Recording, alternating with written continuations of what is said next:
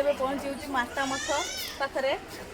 ମାତା ମଠ ଭିତରେ ଆସିଲେ ପଞ୍ଚୁ ପାଣ୍ଡବ ଜଣକା 10 ଟଙ୍କା ଲେଖେ ଟିକେଟ୍ ପଡ଼ୁଛି। ଏବେ ଯୋଉଠିକି ବି ଯିବ 10 ଟଙ୍କା ଲେଖେ 5 ଟଙ୍କା ଲେଖେ ଟିକେଟ୍ କରିକି ଚାରିଆଡ଼େ ବୁଲି ପାରିବେ। ଏଇଟା ଆମେ ମାତା ମଠ ଭିତରକୁ ଆସିଛୁ। ଦେଖନ୍ତୁ ଚାରିଆଡ଼େ ବୁଲିବାକୁ ଏବେ ବହୁତ ସୁନ୍ଦର ଲାଗୁଛି। ଗୋଟେ ବଡ଼ ନେତା ଯୋଉଠି ଅଛନ୍ତି।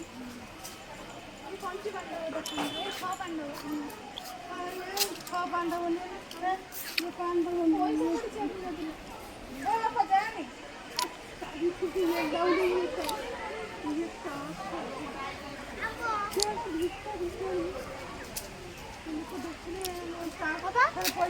ଶୋଇଛନ୍ତି ନା ପଢିଛନ୍ତି ନା ସେଟା ଯିବା ଦେଖିବାକୁ। ଶୋଇଛନ୍ତି। ବ୍ୟସ୍ତ ନା ଦେଖିବା ସବୁ ଜାଣିବା। ଆମେ ଜାଣିନେ ନୂଆ ଆସିଛେ ଯେହେତୁ ଆମେ ଜାଣିନେ।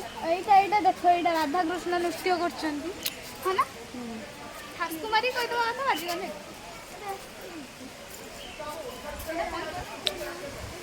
ବେଶୀ ହଉଥିଲା ଏଇ ଖାଇଲା ହାତ ଆମର ଏଇ ପୁଣି ଖାଇଲେ ଟେକା ମତ ଘଡ଼ି